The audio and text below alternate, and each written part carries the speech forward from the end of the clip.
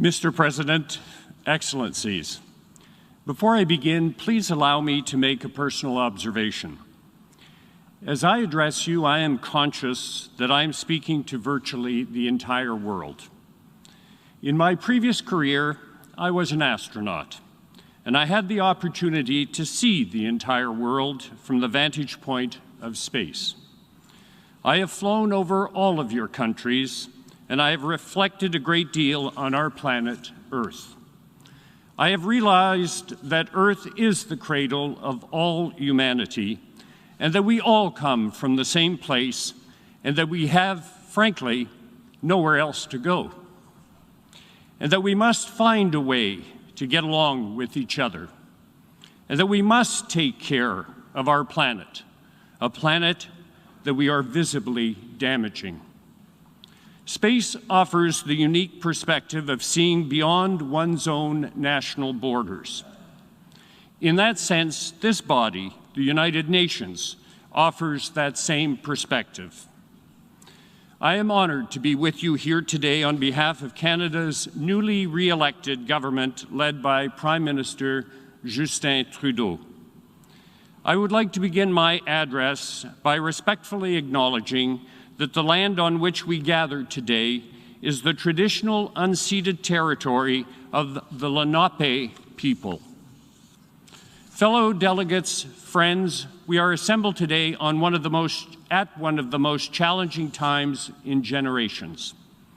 The world is facing simultaneous and cascading crises, including climate change, the COVID-19 pandemic, and threats to international peace and security, which serve to exacerbate inequalities, test our resilience, and shine a bright light on the shortcomings of our systems and institutions. But not for the first time has this institution faced such formidable challenges. We must not be querulous or faint-hearted in the face of the hardships and difficulties of our modern world. That's not why we're here.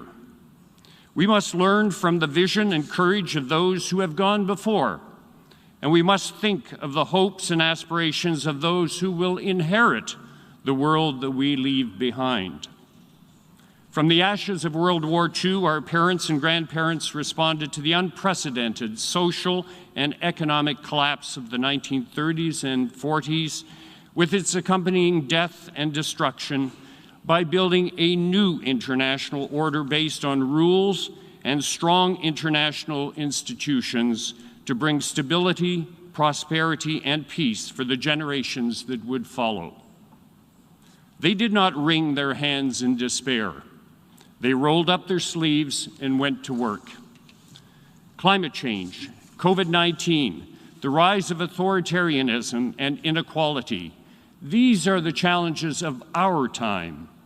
They are ours to solve and overcome. In doing so, we must look to the future with optimism. Just as our parents and grandparents stepped up to the challenges of their moment, so too must we recognize and seize our own opportunity to shape the future. Mr. President, there is no more perfect example of where multilateral solutions and political will are needed than in addressing the impact of climate change. Like all of you in this great hall, Canada is not immune to the climate crisis. Earlier this year, the west coast of Canada faced a record-setting heat wave, in some places reaching over 49 degrees Celsius, which saw hundreds of people die, and an entire town in the province of British Columbia destroyed. This is our new reality.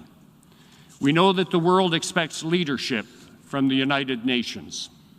When we attend COP26 this fall, young people around the world will be looking to us to increase our ambition and strengthen global cooperation.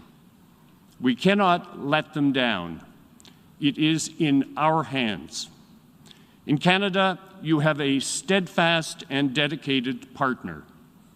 We are doing our part at home, including putting a price on carbon that will rise to $170 per ton by 2030, and increasing our emissions reduction targets, and also internationally, including recently doubling our climate finance contribution to $5.3 billion over the next 5 years. Monsieur le Président, Mr. President, over successive generations, we have worked together to help multilateralism evolve to meet our needs, to expand it to new areas, and to refine old approaches. Together, we harnessed hope, confronted fear, and innovated to try to improve lives the world over. It was messy. It was hard, and it was often slow. But more often than not, obstacles were overcome by a combination of global ingenuity and political will. That same capacity for human ingenuity is still there. It is this collective political will that we must reignite. It is in our hands. There are those who stand at this podium and argue that national sovereignty is the sole bedrock of international relations and that this is the essential purpose of the Charter. In response, I would say that challenges like climate change are a compelling reminder as to why a multilateral response remains necessary. To put it simply, governments acting alone cannot overcome the problems facing our world. Our founders knew that. They said it, and they proved it right by their deeds. Will be catastrophic for people around the world and only lead to rising inequality. Last year, as all of our governments focused on our domestic response to COVID-19, we moved backwards on meeting some of our sustainable development goals. Extreme poverty spiked for the first time in 3 decades. The pandemic forced us to take stock of growing inequalities within our own societies, with seniors, racialized people, women, the LGBTQ2+ community, and Indigenous peoples bearing most of the worst economic slowdown. The pandemic also fanned racism, anti-Semitism, and Islamophobia, and exacerbated inequalities between countries, with the richest among us having speedy access to vaccines while citizens in poorer countries struggle for their health and well-being. We know what must be done. We just need to choose to do it. It is in our hands. In the immediate term, as the pandemic continues to rage in most parts of the world, we must focus on scaling up production and equitable distribution of vaccines, and on the economic reality facing least developed and middle-income countries, such as rising debt levels and liquidity challenges. Addressing these inequalities and fostering a more robust spirit of global solidarity in the face of these daunting challenges reflects not only Canada's values and interests, but also the values and interests of the United Nations. It is in our hands. We know that isolationism also contributes to growing authoritarianism. In the face of the COVID crisis, some have seized opportunities to erode civil liberties, freedom of expression, and other universal human rights. Yet, we do not need to look far back in history to know that politics based on lies, deception, exclusion, and inequality creates hardship and pain for people around the world. The spread of systematic misinformation and propaganda on social media and through the internet has made us realize that the digital revolution comes with risks and dangers that we cannot ignore. Canada will continue to stand up and stand firm against the forces of lying and fear, of oppression and hate, of criminality and corruption. For this is fundamentally who we are as Canadians. Our commitments to human rights and the rule of law extends well beyond our shores. Canada will continue its work to promote respect for the rights of people everywhere. For example, we will continue to press for democracy and the rule of law in Myanmar, where the overthrow of the elected government by the Tatmadaw has caused much hardship and suffering to the Myanmari people, and we support all efforts to end the military dictatorship and assure the rights of all peoples of Myanmar, including the Rohingya, whose lives are threatened by a genocidal regime. Canada will continue to lead efforts to maintain judicial independence, media freedom, and the rule of law. We must all continue to fight against impunity. I stand before you to say that this is not something we simply talk about. It is something that we do. 2 days ago, we welcomed back to Canada Michael Kovrig and Michael Spavor, who were imprisoned by the Chinese government after Canada applied both Canadian and international law in response to a request for extradition of a Chinese citizen. Canada observed the rule of law, and 2 Canadian citizens paid a heavy price for this commitment. We did so as a matter of principle, and we are proud of the courage of our 2 citizens, the good faith and resilience of their families, and the determination and creativity of our diplomats. We continue to oppose the way these 2 citizens were treated. And on that, I want to recognize the support of our many international partners in standing with these Canadian citizens, as well as those who helped in developing and signing the Declaration on Arbitrary Detention in State-to-State Relations. Our solidarity in defense of human rights and international law is an important signal. We must continue to stand together, united in our shared determination to defend our values and principles. There is a reason respect for human rights is one of the 3 pillars of the United Nations. Canada will never forget this experience and this lesson. We shall continue to press for an end to arbitrary detention wherever and however it occurs. The institutions and rules that we have established over the 76 years history of the United Nations have underpinned decades of world peace and growing prosperity. There have been no world wars. Extreme poverty has been significantly reduced. But the benefits of multilateralism were not always distributed broadly, evenly, or fairly, and the potential for peace remains unrealized in far too many places. The truth is that every region of the world is affected by a lack of peace, whether it's in the Americas, the Middle East, Africa, Ukraine, Haiti, the Sahel, or Afghanistan. And we far too often lack the political will necessary to build peace. I had the opportunity to visit the Middle East earlier this summer, and I listened carefully to Israeli and Palestinian leaders, as well as representatives of civil society.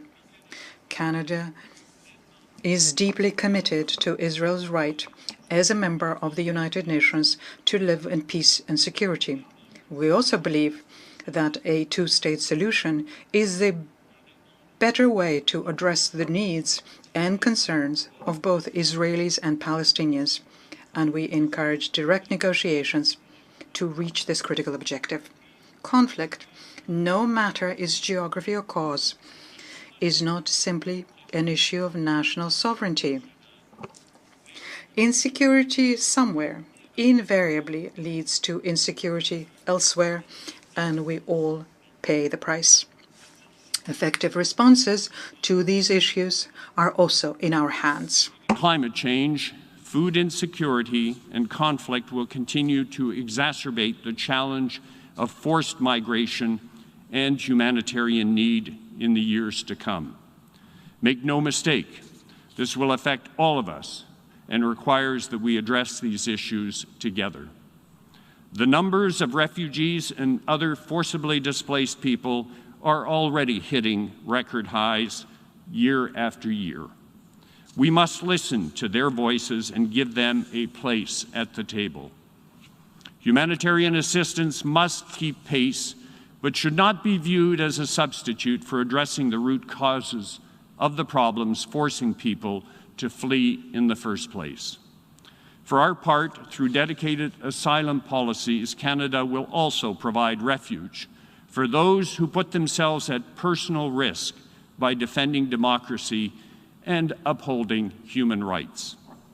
Canadians are a welcoming people. When we saw the tragedy befalling the Syrian people, Canadians opened their hearts and their homes, bonding together to personally help people rebuild their lives. Where some see risk, we see opportunity. In just a few short years in communities across Canada, Syrians have built businesses, raised their children, and become part of the fabric of our country, just as many other communities did before them. This is Canada's competitive advantage. We welcome people in need, but also understand that their hard work, talents, and cultures enrich us all. Many come to Canada to flee and find a place in which they can not only build a new life, but from which to build a better world.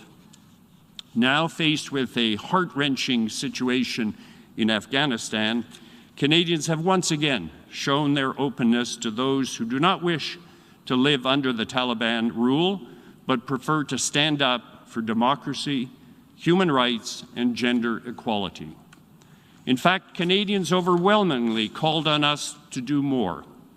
And in response to their generosity and welcoming spirit, we have now committed to welcoming 40,000 Afghan refugees to Canada so that they too can contribute to our success while we continue to support their efforts for a more peaceful, tolerant world.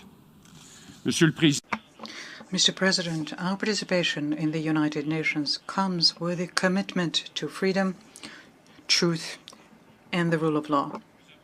We also have the responsibility to speak for those who have been marginalized, discriminated against, or shunned.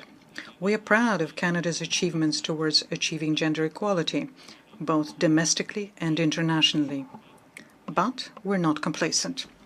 We will continue to focus on these issues at home, including removing barriers that prevent women from fully participating in the workforce and in our economy, such as working to provide access to affordable child care for every young family in Canada at $10 a day.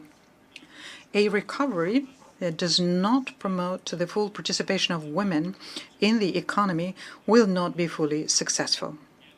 And we will continue our focus on these issues internationally through improving girls' education, reducing early and forced marriages, and through our significant support to local feminist movements around the world. We also have the responsibility to hold each other and ourselves to account. The rights of Indigenous peoples have been an area of profound national reflection in Canada due to greater awareness of past failures and persistent challenges faced by the First Nations, Inuit, and the Métis peoples. We are committed to continuing on the path to reconciliation, and we know that the eyes of the world entire are on us. Earlier this year, we adopted the National Day for Truth and Reconciliation, and we made the United Nations Declaration on the Rights of Indigenous Peoples the law of the land. Prime Minister Trudeau has committed to mandating each member of his cabinet with implementing it.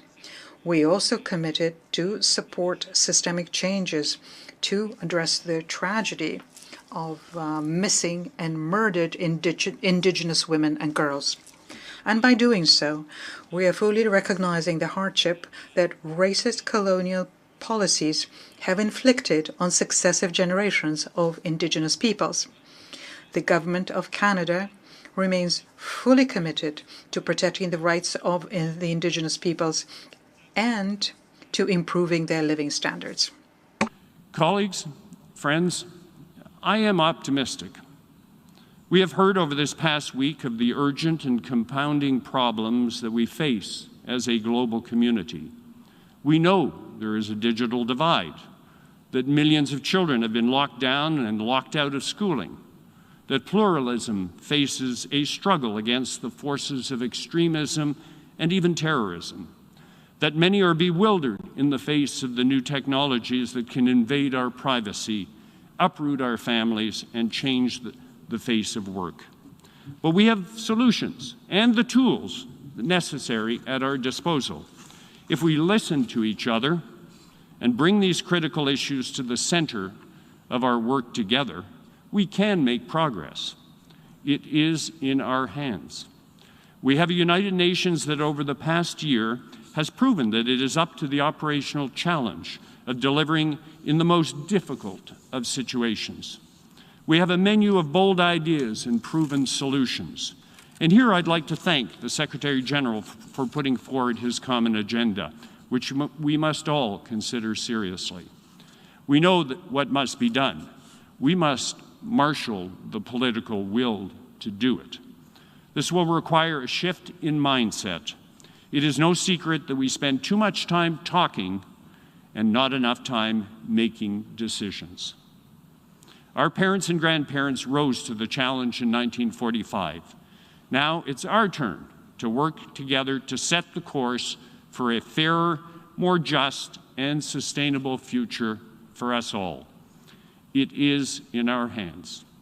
My most distinguished predecessor as Foreign Minister, Nobel Prize winner Lester Pearson, put it this way, and I quote, "The fact is that to every challenge given by the threat of death and destruction, there has always been the response from free people, 'It shall not be.' By these responses, we have not only saved ourselves, but have ensured our future." End of quote. In this noble effort, you can count on Canada today and in the days and months and years ahead. Thank you very much.